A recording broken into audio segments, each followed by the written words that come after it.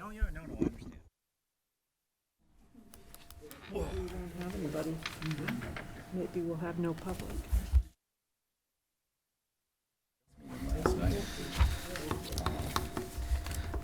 All right, good evening. I'll open up the September 10th meeting of the Hamilton Planning Board. I'm Brian Stein, the chair. We have a few things on our agenda tonight. First thing is a pre-application meeting for a site plan review of 59 Willow Street. The next item is a master planning discussion, talking about our scheduled September 19th meeting at the Senior Center to review our residential master plan presentation. We also may discuss future potential bylaw amendments and approve minutes and other board business. So before we get started on the site plan review pre-application, I will be recusing myself, as will Rick Mitchell, given that we are both on the Hamilton Development Corp., who is essentially promoting this project. So we will be, sitting in the audience, and Janelle Curry will be running this portion of the meeting. So Rick and I will leave, and we'll be sitting here, and Janelle, you can feel free to take over. Very good. So this is an informal discussion on the site plan review. So I think we start with a presentation. So good evening. My name is Jill Mann. I am legal counsel for Hamilton Development Corporation, selected to spearhead the permitting project related to 59 and 63 Willow. Here with me this evening is Krista. I don't know your last name. Flores. I couldn't pronounce it anyway. And she's representing S&V, the architect firm that was selected. And then also here is, I don't know your last name either. April Ferraro. Ferraro, there it is. I remember Ferraro's Acres. So April Ferraro is representing Meridian Engineering, the engineering company that is actually a site design engineer in connection with the project. So basically, this is the development team that's working on creating or assisting the HDC in creating a development for that 5963 Willow Street project. Just as a really broad overview, this particular project is located in the business district. Your business district is very small. I'm sure you're the planning board, you know how small it is. It's probably, maybe 10, 12 properties. So what I do is just print out the zoning map, because I think sometimes it's helpful just to see the location. I realize that you're very familiar with the town, but for me, I love visuals. Thank you. Oops, sorry for that. Thank you. So our project is one of the available properties located in the business district, and one of the beautiful things about that is that it is owned by the town. This property abuts other property that you own. I'm sure everybody's familiar with Matt's. So the project right out in front, that's 59 Willow Street or 53, I'm not sure which one. 63, that's Matt's. So essentially, this project is going to be and include Max. So we're going to join the vacant open space parcel behind it, which is about, just call it an acre, about 43,000 square feet. Combined, they end up being about 45,000 square feet, a total acre. This particular project abuts the Black House parking lot. I have an overhead view, and when April and Krista give you their presentation, they're going to show you more direct pictures with regard to, I'm going to go over here and go back, of the overhead. So you can see the little highlight is behind the project. The open space parcel you see right near that red dot is basically the open space parcel that is the one that we are going to be developing. Oh, yeah. Oop. Wouldn't have been the first time I've fallen in public, believe you me. So in general, what our proposal is very consistent with your master plan. So what does your master plan say? For the most part, basically gives the town direction in accordance with what your population has said is a necessary element to the town. The whole region, the entire North Shore is becoming a population of more aging in place. So we're having a very large growth in population between the ages of 55 and 75. And the goal of many communities, and it is the goal also in your master plan, is try and allow people to age in place. I'm not necessarily meaning like Brooksby, where you age in the same exact community, but rather where you are allowed to live in the same community, age, and then go to an age-appropriate location. Other aspects of your master plan are to provide more affordable, walkable housing. That is the goal of the HDC with this particular project. It is going to be permitted as a, if you will, mixed-use commercial with residential on the second and third floor. It is going to be in very close proximity, obviously, to the railroad, which you know, the commuter line. So it would allow the people who would live here to actually walk to the commuter line. What that will do is allow you to provide for a very well-thought-out plan development that will be able to be sold readily to a developer, and I think will be an important addition to your resources in town. Because one of the things I noticed in your master plan was the desire to develop properties in your downtown area for the specific purpose of creating a walkable property, a place where they're smaller, not these single-family homes with 18,000 square feet to them, but really a home, a 1 and 2 bedroom particular property that is intended for a couple to live in, and then to be able to commute in and out of the city if that's their goal, or simply to be able to walk about downtown. Basically, this particular property would be 3 stories. It will be under the 35-foot limit. It'll be compliant with all of your zoning. A couple of the things that you'll notice in the site plan are there are certain site plan requirements, and they say the planning board is going to dictate what those are relative to open space. Not open space, I apologize, area, relative to setbacks, relative to, front, side setbacks, lot width. Those things are set when we go through our site plan approval process. So we're going to work through those issues with you during the actual public hearing process. This particular building will have commercial on the first floor. That's what the requirement is. This is, by the way, a permitted by right use. So we aren't required to go to the zoning board. This is all a permit that requires simply site plan approval in order to ensure that we meet all of the zoning criteria, which are all of the setback requirements. It will have a first floor commercial property. It'll be about 2,400 square feet. Also on the first floor, which is a wonderful attribute, which again is going to go over, it'll be a carport. So people can actually have undercover parking. Certain residents will elect to I would guess, pay more in some fashion to be able to have that type of parking.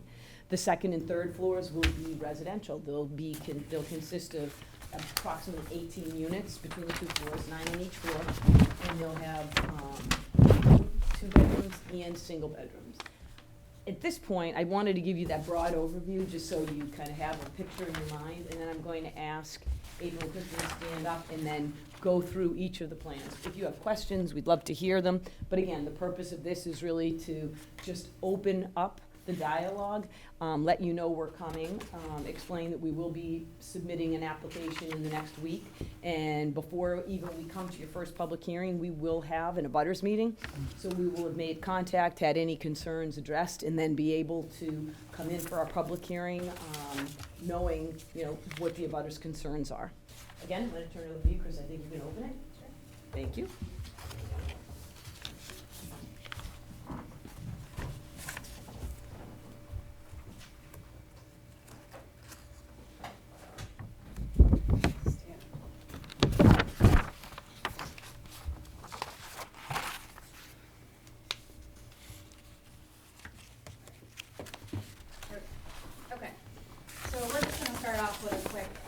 In terms of site context as to where we are and what is adjacent to our site. So here we are at 59 Willow Street.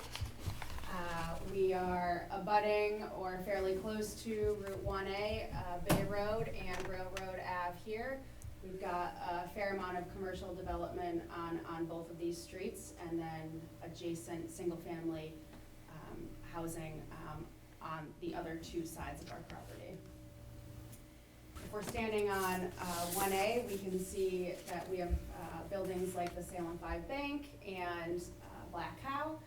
But more importantly, behind Black Cow, where their parking lot is where we actually start to be able to peek into our site, which is behind there and through these trees here. Do you want me to turn off this other overhead light? Yes, that'd be great. I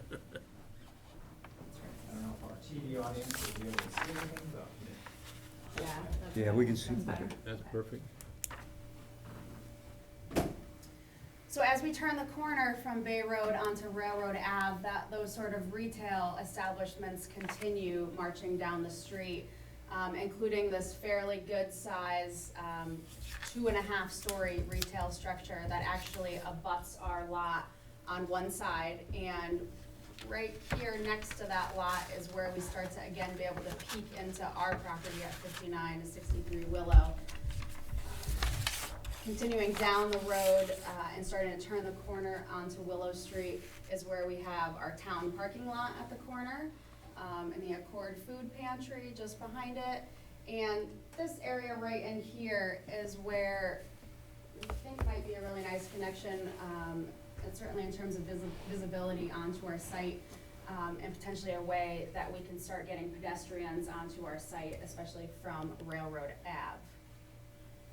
And then finally, as we turn the corner onto Willow Street, we have the Barber, and we have our driveway that accesses the 5963 site with a single-family resident just to the right of the driveway. And so if I'm standing on Willow Street looking down that driveway, this is what I'm seeing in terms of our site. Notice that there's quite a bit of topography here. The site really starts to slope down towards the rear of the site, closest actually to where Black Cow is. So when we start designing projects, you know, we really start in terms of a site analysis, and we think about where are vehicles coming from, where is our pedestrians coming from, where are there potentially existing trees on our site that we might want to maintain, where are the single-family homes that are adjacent to our property, and how might we start to think about screening from single-family homes and creating buffers in between those and our property. What does the topography look like, which is one thing we saw in the photo previous.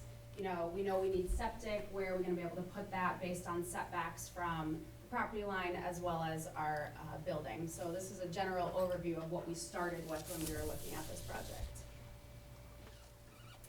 And all of those parameters kind of brought us to what our site plan is right now, which is a building, as Jill mentioned, that's a mixed use, commercial on the ground floor, residential on the upper floors, that's pulled as close as we can get it, essentially, to the commercial areas that I mentioned that are on Railroad Ave and also turn the corner onto Willow. So we're kind of creating this little bit of a hub right in the corner of our site here for commercial and pedestrian use. The driveway would be maintained off of Willow Street as it is now. And as we come down that driveway, it brings us to a parking area that would be allotted for the commercial use that is right here in the building. And you'll see a first floor plan in a second here that I can explain more as. But commercial parking here. And then as you continue closer to the back of this, the site is where the resident parking would be. And as Jill mentioned, we do have a carport that's happening underneath the building. So we're creating covered parking, but we're also screening parking that would otherwise be visible from our site and from adjacent sites as well. So we're screening about 8 parking spots here, I want to say, right? In addition to that, we have some site design, some a basin for water infiltration and a septic system that would happen kind of over in this region below the parking. Anything that I'm missing on that? I mean, one thing with regard to the septic locations, because I just pointed out, is we are actually considering turning it. So you see how can you point that out? The active system is right there. What April is actually thinking about doing is taking that system and actually spinning it, if you will, 90 degrees, and then having it be against the parking area more. And what that allows us is if you go back and you look at your topography, where we have a natural tree buffer. So what our goal is here is to preserve a natural buffer, not just to create a buffer and then have to plant trees that take 20 years to grow. I mean, we are going to supplement planting, but the goal is to try and keep as much natural as we can. And by changing that active field, we'll be able to preserve that line of many lines of trees down in that area, which is where the residential abutters are. And that's something that, April has been playing with and trying to make sure we can do.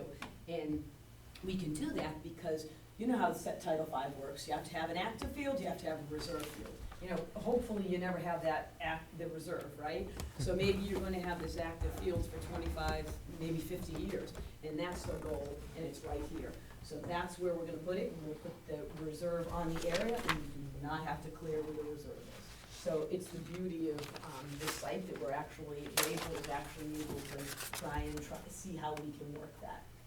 So that's something you're gonna see when we actually come to you for the public hearing opening. You'll see more of that. So, so some of the roots of those trees that you're preserving come into that grassy area, but they're not interfered by the septic digging that you have to do. That's the point of not just taking that, Yeah. Mr. Clark, not taking, so here you have your active field, you have the reserve field. That's the point of April not just going like this, because we still have trees over in this area, but actually by doing this. So you spin it, you know, clockwise, and by doing that, you are creating a fair amount of distance from those trees. I mean, there's gonna be a couple of trees, and you can see them when you look at the plan. If you tried to compare, and even the overhead that I just gave you, you can see like a couple of trees that kind of jut out a little bit. So, yeah, maybe we're gonna have to trim those, but the beauty is, those big tall trees, when you see and you drive down, Right. they stay. And because the building massing itself, you can see it's really slid forward.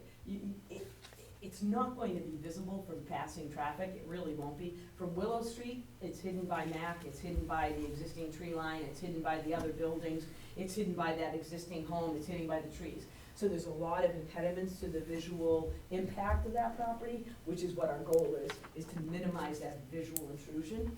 And what April will actually show you is even the design of the building, we were directed by the HDC to make sure that the design had variance in massing, so it doesn't kind of create an affront.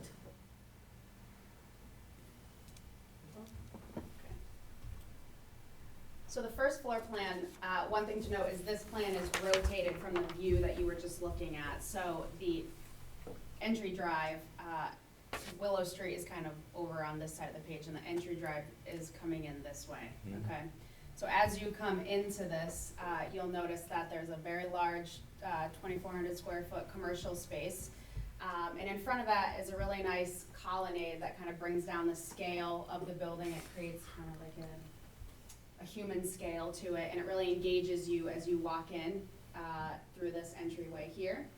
There's also potential to have an entry into this commercial space on the back side as well, which is kind of close to the area that I mentioned in the views at the back side of the parking lot that we could start to create a pedestrian connection through. On this side of the ground floor, as Jill mentioned, is all of the, not all, but a good amount of tenant amenities for people who are living in this building.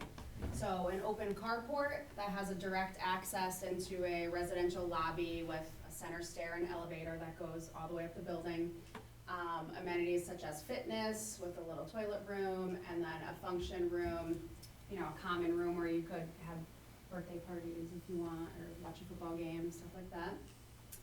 In the center of the building, kind of the darker spaces are the necessities that we need, just like trash, mechanical, boilers, even some resident storage that they could possibly rent out in the center space there.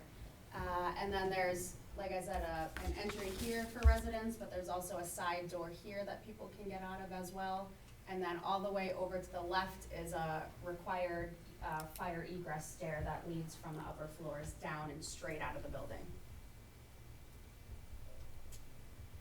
The second and the third floor are the exact same footprint, so they have 9 units each.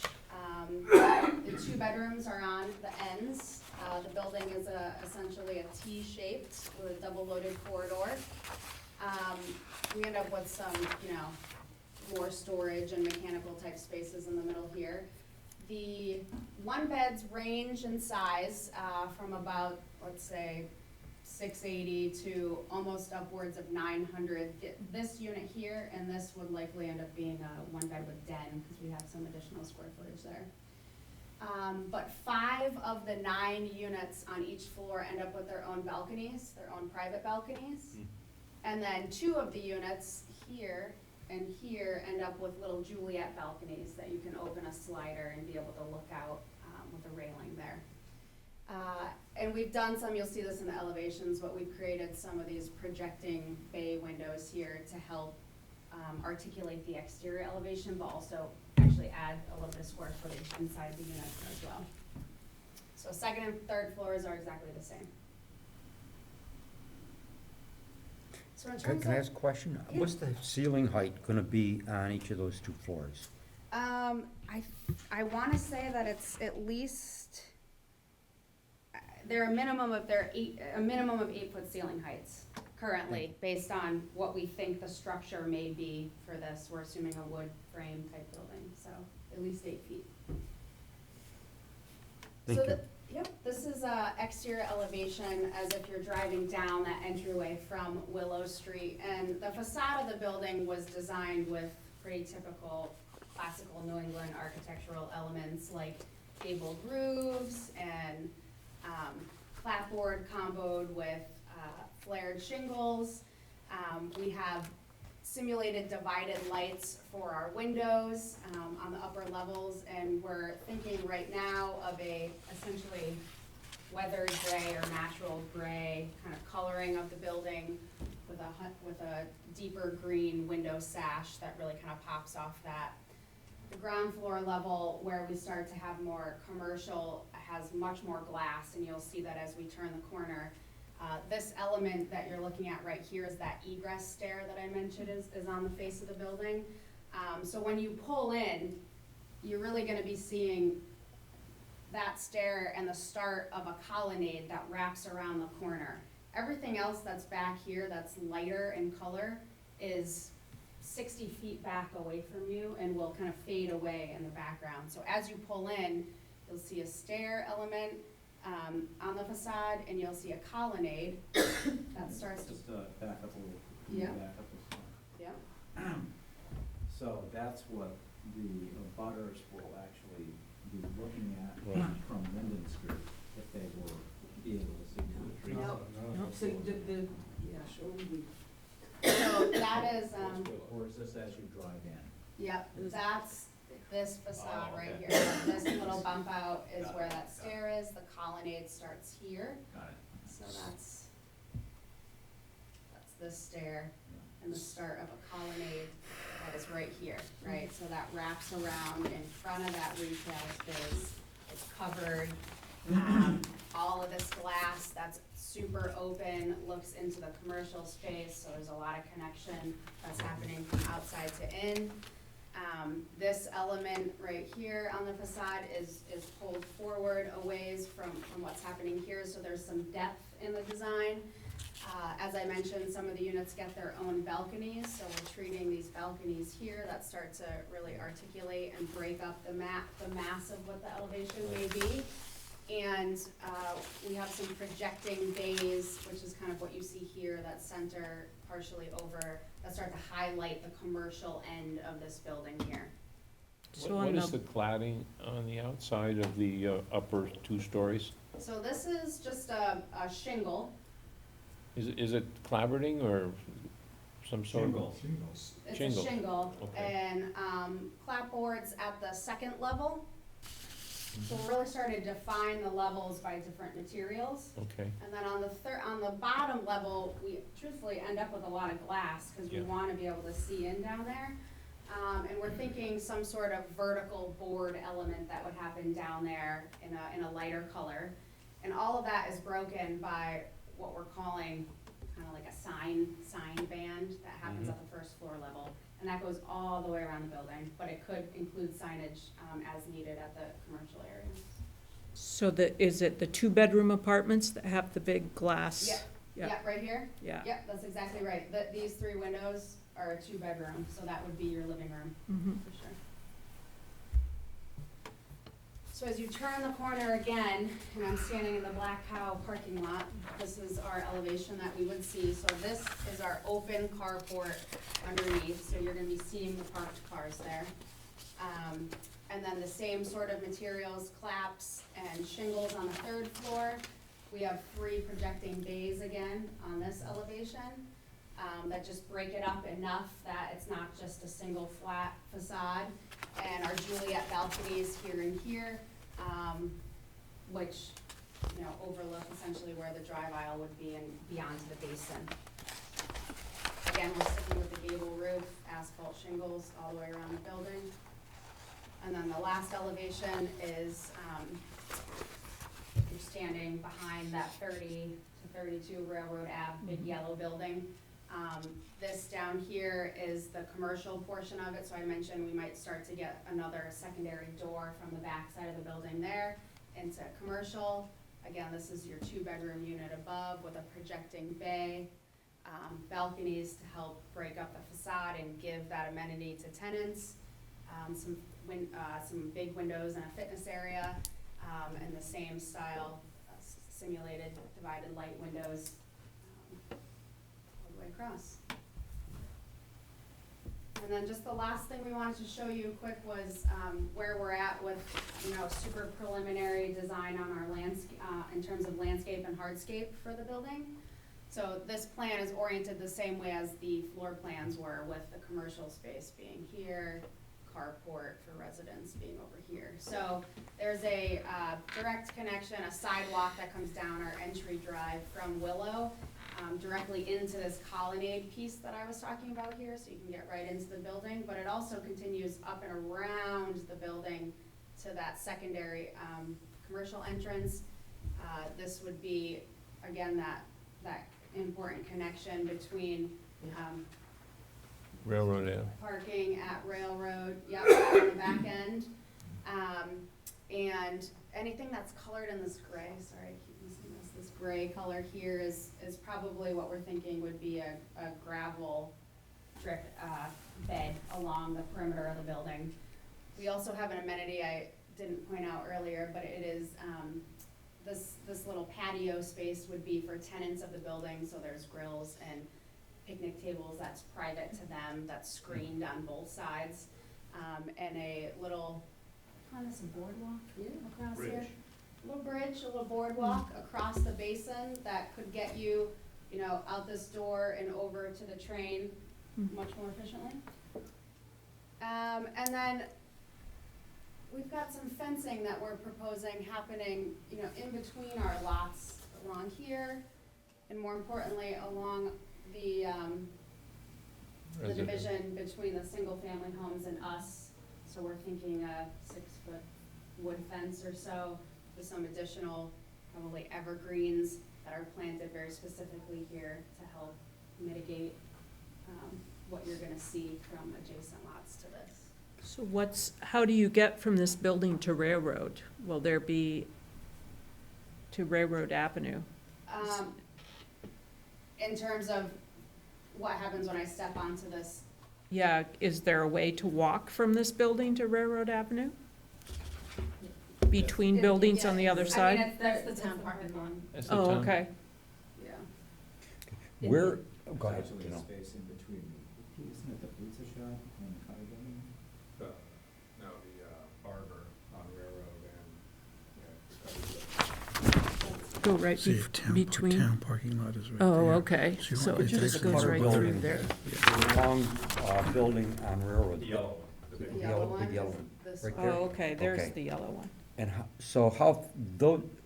far will the Willow Street building be from those buildings on From this. Railroad? April, do you know the, 15, 20 feet? from here? That yellow building, the one that exists now, is probably 2 feet from its property line, but we're maintaining, April's gonna have to go through that with you, but they're very close, they're practically on. Yeah, I know, yeah. Yeah, on that little lip there, sure, the lip there about 15 feet away. That's close enough. But the- And they're about, yeah, it's- yeah. between 2 and 3 feet from Mm. their property line. Right, And then we've got, okay. So what's gonna be on well, I mean, let's call it our property line. What's gonna be there? Will there be vegetation between the two buildings? Will it be grassy area? What? And that's actually what This Chris is fence. showing you. We intend to have grass on a portion, you know, where we abut some of it, and then trees on other parts. There are certain parts that we'd like to keep open so that people can have free travel, you know, to and fro. I mean, it's a great connection. People on Willow could even walk through to go and hit the trains from here, going through that front portion. Sure. And that was kind of the point. What the HDC actually asked us, was part of our charge, was to create a walking scape, if you will, using this property to be able to transition from railroad to downtown so that people had a more convenient way to get to places. And it's perfect for this because you go around where Krista shows that walking path, you're actually going around the commercial portions of the building. Mm-hmm. And then to the rear, you know, the reason why the bridge is so appropriate is because we have about a parking lot. I mean, Yeah. when you go back there, and the reason for the bridge, you go back there, we are in a, what's the difference between us and the Black Cow elevation, our property? It's pretty extreme. Yeah. When I look, I'm looking Yeah, I at mean, the bottom of I cars. think it's similar to Willow Street, I think the elevation, right? So, Yeah. I mean, Willow's at 59 and the bottom of us, we're down at like 49, so we've Yeah. got a 10-foot 10, drop yeah. So over this- our property, and Yeah. it's pretty similar on And the that's- Black House side. And when we come in for our public hearing, we'll have perspectives for you. So what we gave you is a flat Mhm. rendering or an Right. elevation, right? What our goal is to give you a perspective, because it's so, you look at the building, you're like, geez, Joe, I thought you said you're gonna break up the massing. You can't believe what the difference is when you see a perspective. Because when you're looking at a building and a portion of it's 60 feet away and one portion of it is 30 feet away, in a perspective, you can tell. When you're looking at a flat surface, you can't. So we're gonna show you that perspective, because it demonstrates how effective the architectural elements really are. It's impactful, and we're going to bring that for you too. Like I said, we have our butter meeting to kind of work through some issues, and then we have our HDC meeting to work through more issues. This was kind of like the breakground to show you. So you're gonna see a lot more, maybe it's amenities. You're gonna see a lot more amenities. You're gonna see a lot more softening by the time we come back for the public hearing. Brian, repeat it again. Black Cow is 10 feet higher or lower? Black Cow. Well, the parking lot Yeah. is higher than the very bottom of this site. I mean, roughly 8 or 10 feet, something like that, at the very bottom.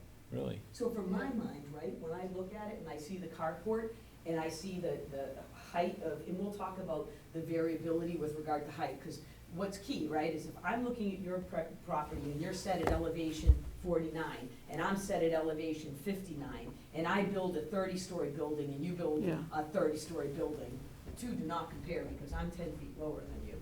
And that's what you're gonna see on this site and what we'll explain. So when you actually stand at the Black Cow and you look in, you kind of see Doesn't look like a like- little bit of the carport, but, you know, really, it's Gonna only be the a top two. because two-story you're building. looking Down. It'll be in the second floor. Yeah. Yeah. Yeah, exactly. That's why, you know, you hear we're 3 stories, there's a reason to be 3 stories. Number one, to maximize the property. This is a town-owned property, and that's the goal, to provide benefits not only to the community, but to the town itself. And that's why the dimensions are so important to see, and the massing is important when you compare the grading. And April knows most about that. Yeah. So the Black Cow parking lot is 10 feet